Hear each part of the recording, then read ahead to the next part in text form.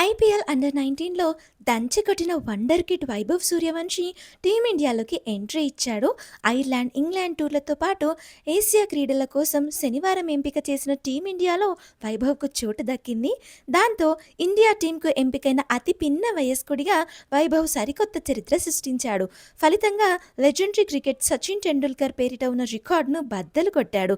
ఐపీఎల్‌లో రాజస్థాన్ రాయల్స్‌కు ఆడిన వైభవ్ 776 రన్స్ చేసి ఆరెంజ్ క్యాప్‌ను గెలుచుకున్నాడు. దాంతో ఈ యువ ఓపెనర్ ఆటోమేటిక్‌గా జట్టులోకి తీసుకొనిచ్చారు. ఇక ఇండియా టీ20 జట్టుకు కొత్త కెప్టెన్‌గా శ్రేయస్ అయ్యర్‌ను నియమించారు. టీ20 వరల్డ్ కప్ అందించిన సూర్యకుమార్ యాదవ్ కెప్టెన్సీతో పాటు ఏకంగా జట్టులోనే చోటు కోల్పోయాడు.